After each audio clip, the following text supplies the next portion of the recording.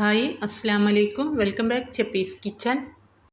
ഇന്ന് ഞാൻ വളരെ പെട്ടെന്ന് റെഡിയാക്കാൻ പറ്റുന്നൊരു സ്നാക്കായിട്ടാണ് വന്നിട്ടുള്ളത്. മസാല വഴറ്റി സമയമൊന്നും കളയണ്ട, പെട്ടെന്ന് റെഡിയാക്കാൻ പറ്റും. അതിന് വേണ്ടി ഞാൻ 3 മുട്ട പുഴുങ്ങിയിട്ട് എടുത്തിട്ടുണ്ട്. ഇനി ഇത് ഞാൻ ഈ ഗ്രേറ്ററിലിട്ടിട്ടൊന്ന് ഗ്രേറ്റ് ചെയ്തെടുക്കുകയാണ്. എൻ്റെ വീഡിയോ കണ്ടുകൊണ്ടിരിക്കുന്ന സമയത്ത് നിങ്ങൾക്ക് ഇഷ്ടപ്പെടുകയാണെങ്കിൽ മറക്കാതെ തന്നെ ആ ലൈക്ക് ബട്ടൺ ഒന്ന് ക്ലിക്ക് ചെയ്യണേ. ചാനൽ ഇതുവരെ സബ്സ്ക്രൈബ് ചെയ്യാത്തവരുണ്ടെങ്കിൽ ഒന്ന് സബ്സ്ക്രൈബ് ചെയ്ത് സപ്പോർട്ടും കൂടി ചെയ്യുക. അപ്പോൾ ഇതുപോലെ 3 മുട്ടയും നമുക്ക് ഗ്രേറ്റ് ചെയ്തെടുക്കാം. അപ്പോൾ 3 മുട്ടയും ഞാൻ ഗ്രേറ്റ് ചെയ്തെടുത്തിട്ടുണ്ട്. ഇനി ഇതിലേക്ക് ഞാൻ 2 സവാള ചെറുതായിട്ട് കട്ട് ചെയ്തിട്ട് ഇതിലേക്ക് ഇട്ട് കൊടുത്തിട്ടുണ്ട്. അതിനുശേഷം ഒരു 4 പച്ചമുളക്, ഒരു കഷ്ണം ഇഞ്ചി, കുറച്ച് കറിവേപ്പില, ഇതെല്ലാം കൂടി ചെറുതായിട്ട് കട്ട് ചെയ്തതാണിത്. അതെല്ലാം കൂടി ഇതിലേക്ക് ഇട്ട് കൊടുത്തിട്ടുണ്ട്. ഇനി ഇതിലേക്ക് ആവശ്യത്തിന് ഉപ്പ് ചേർത്ത് കൊടുക്കുക. അതിനുശേഷം പിന്നെ ഞാൻ ഇതിലേക്ക് ചേർക്കുന്നത് 1/2 ടീസ്പൂൺ മഞ്ഞൾപ്പൊടി, പിന്നെ മുളക് പൊടി, ഒരു ടേബിൾ സ്പൂൺ മുളക് പൊടി ചേർക്കുന്നുണ്ട്. പിന്നെ ഇതിലേക്ക് കുറച്ച് കുരുമുളക് പൊടി, എരിവൊക്കെ നിങ്ങളുടെ ഇഷ്ടത്തിനനുസരിച്ചിട്ട് ചേർത്ത് കൊടുക്കുക. അപ്പോൾ ഇതെല്ലാം ഇട്ടതിന് ശേഷം ഇതിലേക്ക് ഞാൻ ഒരു ടേബിൾ സ്പൂൺ കോൺഫ്ലവറും കൂടി ചേർത്തിട്ടുണ്ട്. എന്നിട്ട് ഇതെല്ലാം കൂടിയിട്ട് നന്നായിട്ടൊന്ന് മിക്സ് ആക്കുക. കൈകൊണ്ട് നന്നായിട്ടൊന്ന് ഇത് കുഴച്ചെടുക്കുക. അപ്പോൾ നന്നായി മിക്സ് ആക്കി എടുത്തിട്ടുണ്ട്. ഇനി നമുക്കിത് ഓരോരോ ബോൾസ് ആക്കി എടുക്കാം. ഈ ഒരു സ്നാക്ക് ഇതുവരെ ട്രൈ ചെയ്യാത്തവരുണ്ടെങ്കിൽ ഒന്ന് ട്രൈ ചെയ്ത് നോക്കുക. എന്നിട്ട് അഭിപ്രായങ്ങളും നിർദ്ദേശങ്ങളൊക്കെ കമൻറ്റ് ബോക്സിൽ അറിയിക്കുക.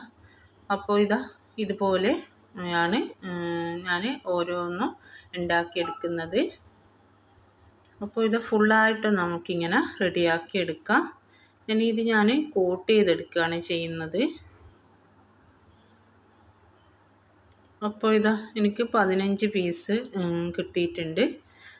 ഇനി ഇത് കോട്ട് ചെയ്യാനായിട്ട് കുറച്ച് മൈദ കലക്കിയതും കുറച്ച് ബ്രെഡ് ക്രംസും എടുത്തിട്ടുണ്ട്. മൈദ അല്ലെങ്കിൽ നിങ്ങൾക്ക് മുട്ടയാണ് വേണ്ടതെങ്കിൽ മുട്ട എടുക്കാം. അപ്പോൾ ഞാൻ മൈദയിലാണ് കോട്ട് ചെയ്യുന്നത്. മൈദയിൽ മുക്കിയിട്ട് ബ്രെഡ് ക്രംസിൽ കോട്ട് ചെയ്തെടുക്കുക. നിങ്ങൾക്കിത് ഡബിൾ കോട്ടിങ് വേണമെങ്കിൽ ഡബിൾ കോട്ടിങ് ചെയ്യാം. ഞാനിപ്പോൾ ഇത് ഒരു കോട്ടിങ്ങാണ് ചെയ്യുന്നുള്ളൂ. കണ്ടില്ലേ, ഇതുപോലെയാണ് ഉണ്ടാവുക. കഴിക്കാൻ നല്ല ടേസ്റ്റാണ്. ഇതുപോലെ നമുക്ക് ഫുള്ളും റെഡിയാക്കി എടുക്കാം. നമ്മൾ ചൂട് ചായൻ്റെ ഒപ്പം വൈകുന്നേരം കഴിക്കാൻ നല്ല ടേസ്റ്റാണ്.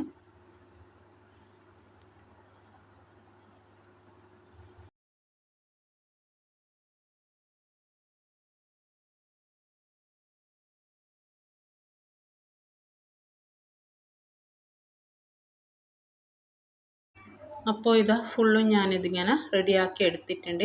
ഇനി നമുക്കിത് ഫ്രൈ ചെയ്തെടുക്കാം. ഇതില്ലേ, നന്നായിട്ട് റെഡിയായിട്ട് തന്നെ കിട്ടിയിട്ടുണ്ട്. ഇനി ഇത് ഫ്രൈ ആക്കി എടുക്കണം. അതിന് വേണ്ടി ഞാനൊരു ചീനച്ചട്ടിയിൽ കുറച്ച് ഓയിൽ ഒഴിച്ചിട്ടുണ്ട്. ഓയിൽ ചൂടായതിന് ശേഷം ഇതിലേക്ക് ഞാൻ ഇത് ഓരോന്നായിട്ട് ഇട്ട് കൊടുക്കുന്നുണ്ട്.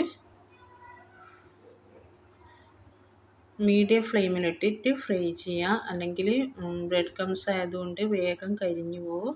ഹൈ ഫ്ലെയിമിൽ ഇട്ട് കൊടുക്കരുത്. അപ്പോൾ ഇതിൻ്റെ ഒരു ഭാഗം ഫ്രൈ ആയാൽ ഇത് തിരിച്ചിട്ട് കൊടുക്കുക. ഉണ്ടല്ലേ, നല്ലൊരു ഗോൾഡൻ കളറായി വന്നിട്ടുണ്ട്. ഇതുപോലെയാണ് ഉണ്ടാവേണ്ടത്. ഇനി ഇത് ഞാനൊരു പ്ലേറ്റിലേക്ക് മാറ്റാണ്. ബാക്കി ഫുള്ളും ഞാനിതുപോലെ റെഡിയാക്കി എടുത്തിട്ടുണ്ട്. നല്ല ടേസ്റ്റാണ്. പുറമേ നല്ല ക്രിസ്പിയും ഉള്ളിൽ നല്ല സോഫ്റ്റും ആയിട്ടാണ് ഉള്ളത്. ഇനി ഇതൊരു ടൂത്ത് പിക്ക് കുത്തി കൊടുക്കുകയാണ്. ഇത് സോസൊക്കെ കൂട്ടി കഴിക്കാൻ നല്ല ടേസ്റ്റാണ്. അപ്പോൾ എൻ്റെ വീഡിയോ ഇഷ്ടമായെങ്കിൽ ലൈക്ക് ചെയ്യുക, ഷെയർ ചെയ്യുക, സബ്സ്ക്രൈബ് ചെയ്യുക. എന്നിട്ട് കൂടെയുള്ള ബെൽ ബട്ടൺ ഒന്ന് ക്ലിക്ക് ചെയ്യുക. എന്നിട്ട് ഓൾ എന്ന ഓപ്ഷൻ തന്നെ ക്ലിക്ക് ചെയ്യുക. അന്നേരം ഞാനിടുന്ന വീഡിയോസിൻ്റെ നോട്ടിഫിക്കേഷൻ നിങ്ങൾക്ക് അപ്പോൾ തന്നെ കിട്ടുന്നതാണ്.